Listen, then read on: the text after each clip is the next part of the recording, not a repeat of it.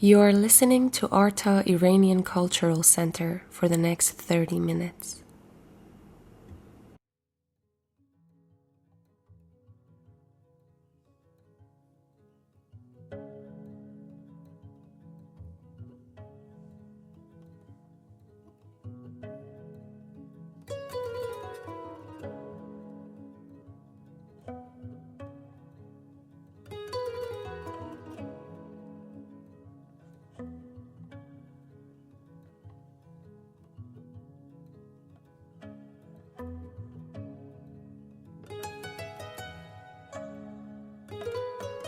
I want to tell you a story, the story of Iran, who Iranians are, where we come from, and why there is a profound difference between the Iranian people and the regime that rules them today.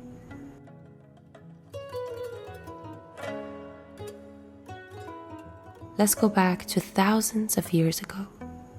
Iran is one of the oldest continuous civilizations in human history. For thousands of years, this land has been shaped not by one people or one belief, but by countless cultures and communities living side by side.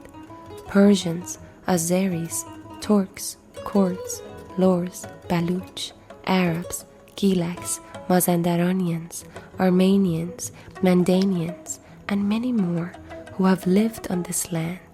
Alongside the diversity of people, Iran has been home to many faiths, including Christianity, Islam, Judaism, Baha'i, Manichaeism, and of course, Zoroastrianism. These different groups of people were one. All of them together are the definition of Iran.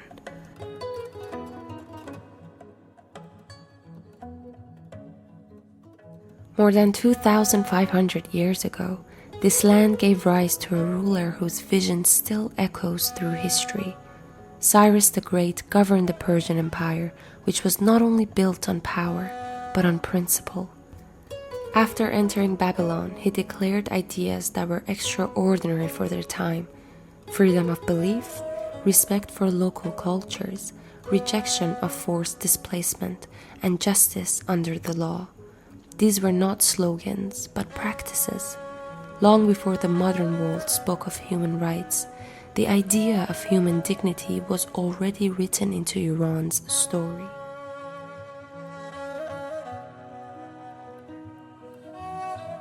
Centuries passed, and Iran faced invasion, conquest, and immense pressure to disappear as a distinct civilization.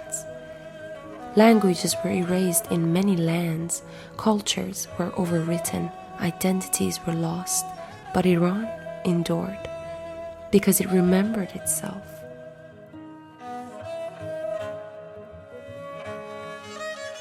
A 1,000 years ago, at the peak of cultural suppression, one man chose stability over invasion. Ferdowsi, a great poet, understood that a nation survives through language and history.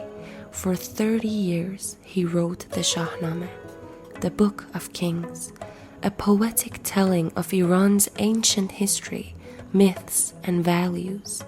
He wrote Shahnameh in Farsi when the language itself was under the threat of extinction. The book became a lifeline. It preserved language, identity, and dignity. It reminded people who they were, even when the world tried to make them forget. Within Shahnameh is the epic story of Zahak, a tyrant marked by cruelty and greed, who feeds his power through the lives of the innocent.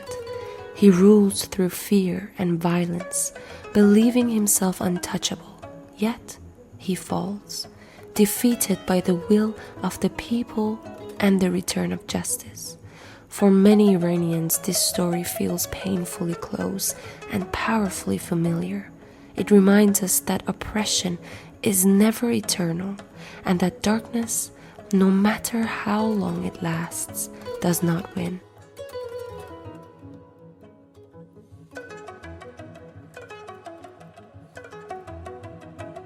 47 years ago, in the late 1970s, Iran was undergoing rapid modernizations under the Shah, or king, with strong emphasis on economic growth, industrial development, and closer engagements with the modern world.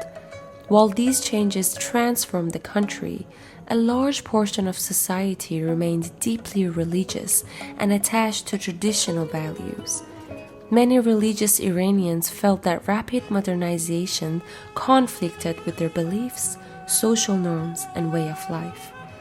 They were concerned that Western-style reforms were weakening religious influence and moral authority in society. As a result, oppositions grew primarily along religious communities who preferred a system guided by faith rather than modern secular principles. By 1978, widespread protests emerged, led largely by religious groups and supported by others who shared concerns about cultural change. Religion became the main unifying force of the movement. Ayatollah Khomeini, speaking from exile, gained broad support by calling for governance based on religious principles. In January 1979, the Shah left Iran.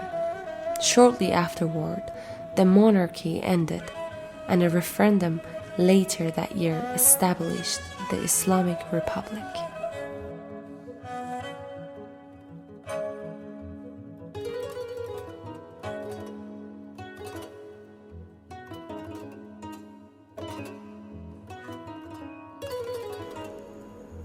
In 2009, Iran experienced another significant moment in its modern history.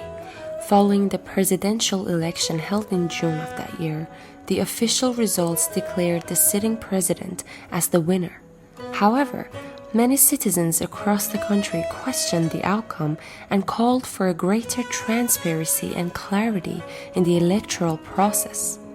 Soon after the results were announced, large demonstrations began forming in Tehran and other major cities. People gathered to express their concerns and to ask for accountability. The protests became widely known as the Green Movement, a name connected to the campaign color of the opposition at the time. There was a strong participation from university students, young people, professionals, and members of the urban middle class.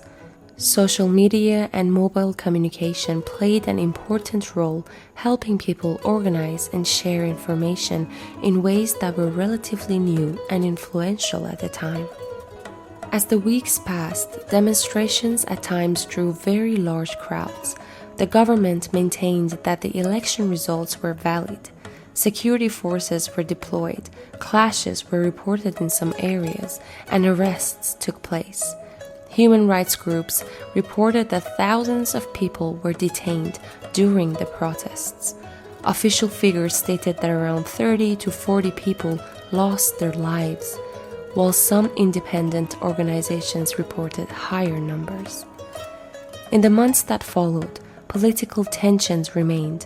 Prominent opposition figures, including the former prime minister, who had been a presidential candidate, were placed under house arrest, where they remained for years.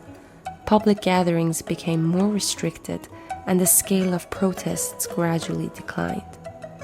The events of 1388 remain an important chapter in Iran's recent history. For some, they represented a call for reform and greater transparency.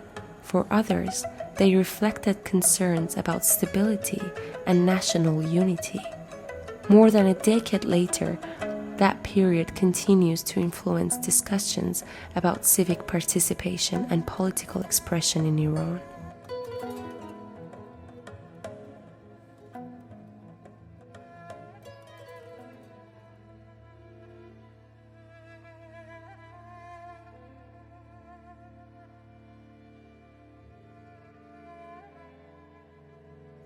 September 2022. Woman, Life, Freedom. Nationwide uprising.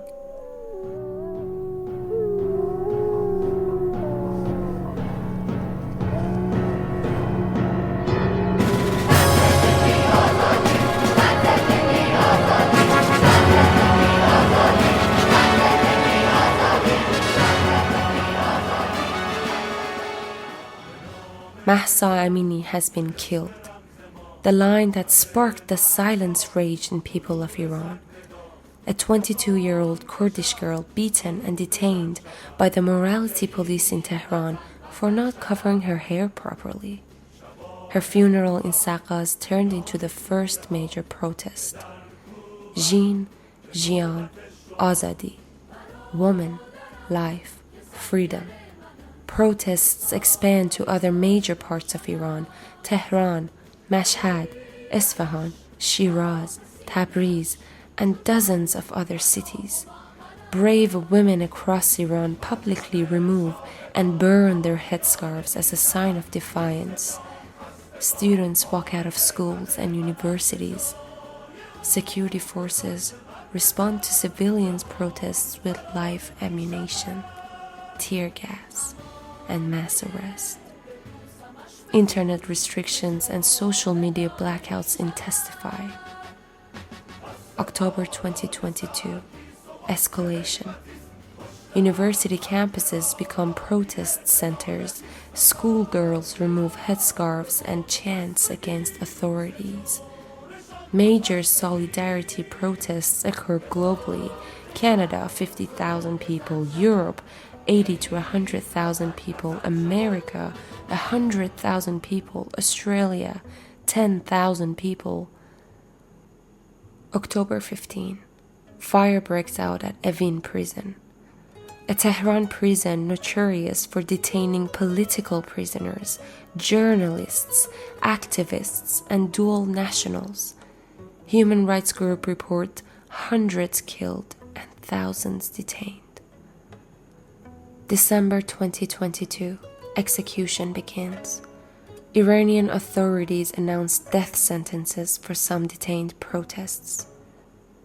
We will forever remember Nika Shakarami, 16 years old.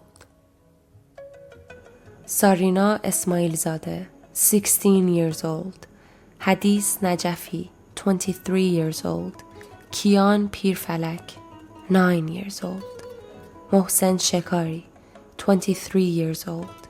Majid Reza Rahnavard, 23 years old. And many, many more. Early 2023, sustained resistance. Civil disobedience grows. Many women stop wearing mandatory hijab in public despite enforcement. Poisoning incidents reported in girls' school, increasing public anger. Late 2023, enforcement and cultural shift. Businesses face penalties for serving women without hijab. Authorities install surveillance systems to identify unveiled women. But despite pressure, visible non-compliance remains widespread in major cities. The slogan, "Woman, Life, Freedom," remains a central symbol of resistance inside and outside Iran. The movement significantly reshapes social norms, especially regarding compulsory hijab and women's visibility in public life. But beyond the numbers, beyond the headlines, this movement becomes something deeper. It was not only about a headscarf, it was about dignity, it was about choice, about a generation that grew up connected to the world yet confined within strict boundaries. Young women standing unarmed in the streets, teenage boys facing bullets with empty hands, families mourning in silence because even grief became dangerous. Inside prisons, inside classrooms, inside homes, resistance did not disappear. It changed shape. Some protested loudly in the streets, while others resisted quietly by refusing fear, by removing a scarf, by speaking a forbidden name, by remembering those who were lost. Woman, Life, Freedom was no longer just a chant. It became a promise that even under surveillance, even under pressure, the demand for dignity cannot be erased. and while the streets may grow quieter at times, the shift in consciousness remains. A generation has crossed a line of fear, and history rarely moves backwards from that point. Tensions grew between the people and the government.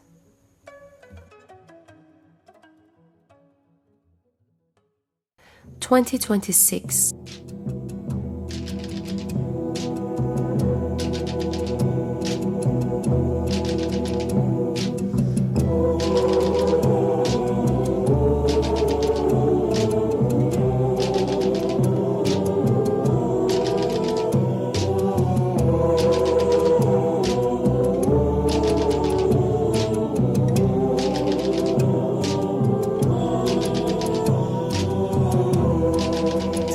قاب خیس این پنجره ها عکسی از جمعه غمگین میبینم چه سیاهه به تنش رخت عذاب تو چشاش ابرای سنگین میبینم داره از ابر سیاه خون میچکه جمعه ها خون جای بارون میچکه.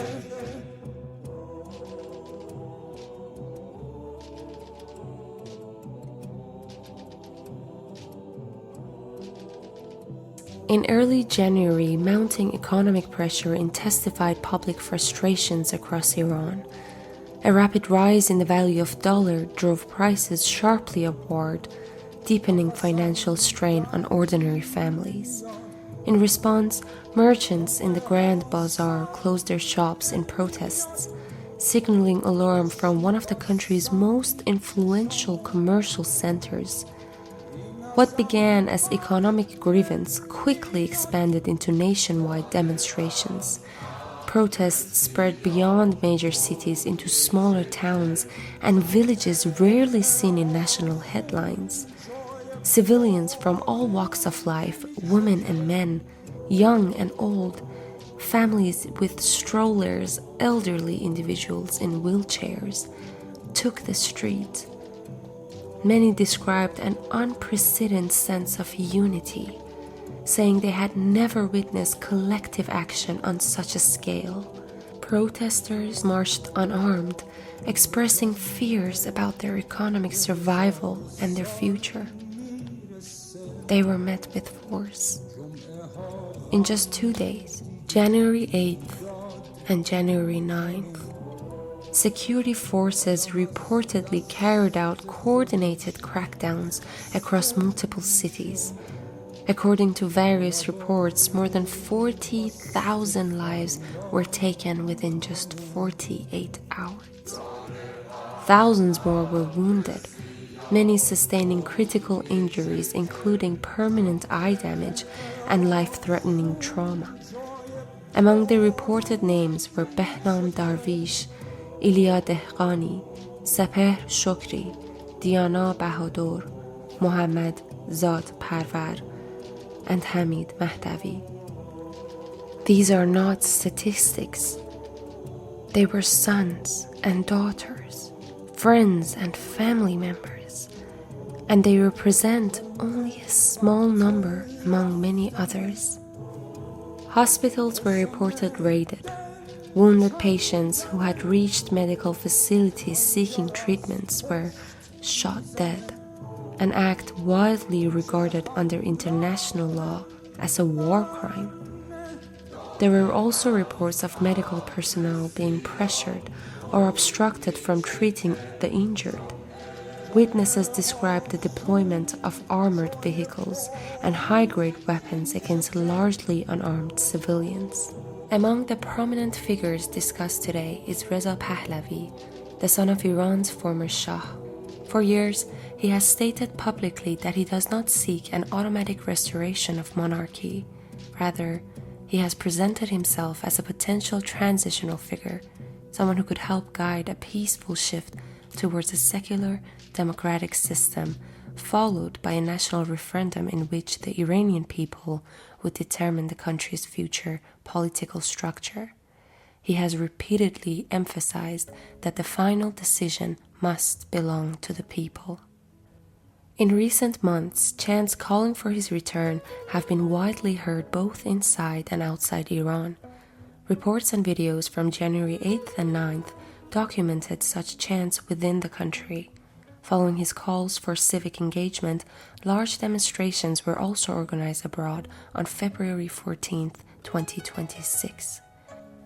In just 3 cities, Toronto, Munich, and Los Angeles, nearly 1 million Iranians collectively voiced their support by chanting his name. Given the size of the Iranian diaspora, such numbers reflected the scale of displacement and the depth of concern about conditions inside Iran. Despite their frustration, anger, and grief, the Iranian people chose peaceful action. Rather than violence, they distributed flowers, even to police officers. They raised flags of their host countries in respect, and they cleaned public spaces after gatherings concluded. Authorities in several cities reported no major incidents despite the scale of the crowd, a detail that drew attention. These gatherings presented a visible expression of unity. Across differences of background and belief, participants stood together around a shared demand for a change through civic means. For many observers, it was seen as a reflection of cultural values rooted in dignity, hospitality, and collective responsibility, a public statement of how many Iranians wish to be represented. Yesterday and the day before marked the 40th day since those killed were laid to rest. Yet, even during traditional 40-day mourning ceremonies, gatherings have reportedly faced intimidation and renewed violence. These events are not distant history. They are unfolding now. They are unfolding today. Since the crackdown began, more than 50,000 people have reportedly been detained. Several protesters have been executed following trials, while others remain on death row or at imminent risk of execution. Human rights organizations warn that further executions may follow without sustained international attention. This is not only a political crisis, this is a human crisis, and it is happening in real time. It is happening now.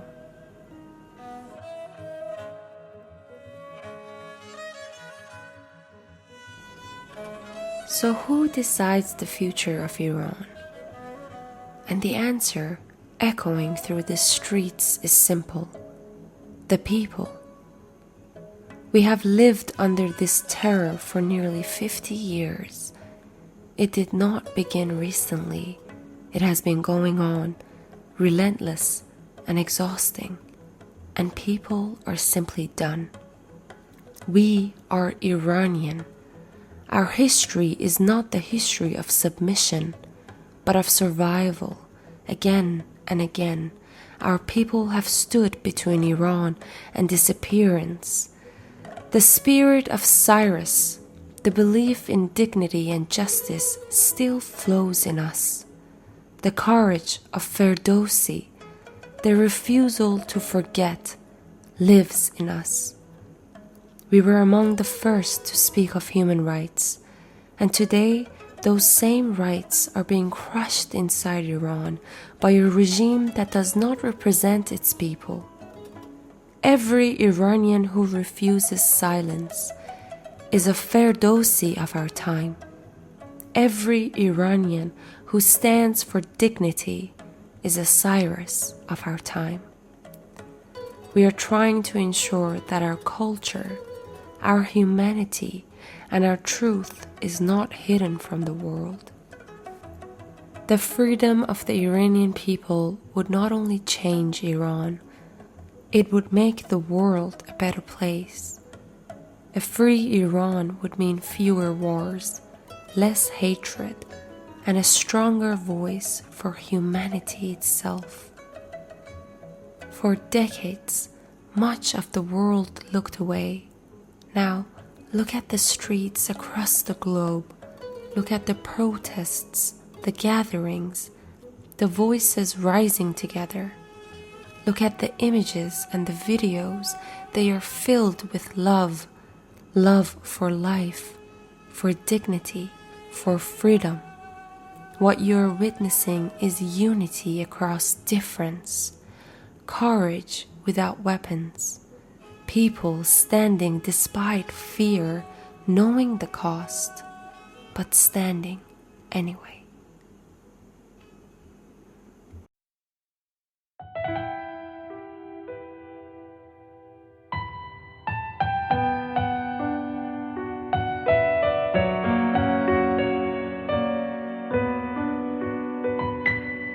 نفر از دور داره میخونه آسمون وحشت ما سفره تانه شرم از این کابوس شرم از این افسوس شرم از این رنج بیهوده پرده زندگی از سر روی تلی از خاکستر از گلوی تو صدای ما بلا چاو بلا چاو بلا چاو چاو چاو میپریم از خواب یه شب مهتاب یکی میگه آی آدم ها یا همه با هم یا همه تنها ما که بیداریم تا فردا از گلوی تو تا صدای ما بلا چاو بلا چاو بلا چاو چاو چاو یا همه با هم یا همه تنها روز نو یا شب بی فردا میپریم از خواب یه شب مهتاب یکی میگه آی آدم ها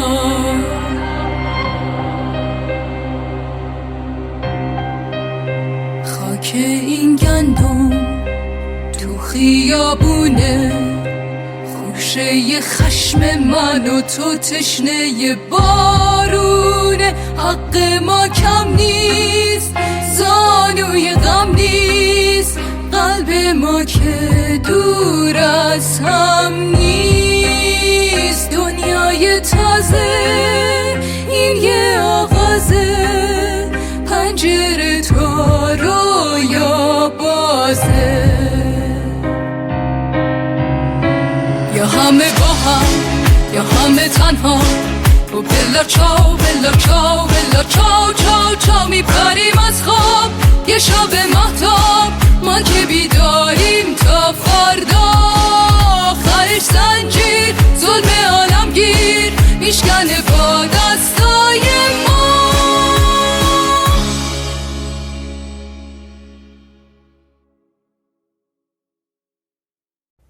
To our beloved listeners, the conversation continues. Tuesday, March 3rd, 2:30 to 3 p.m. We'll be with you. This program will be uploaded to YouTube, Alta Cultural Center, and website artaculturalcenter.org.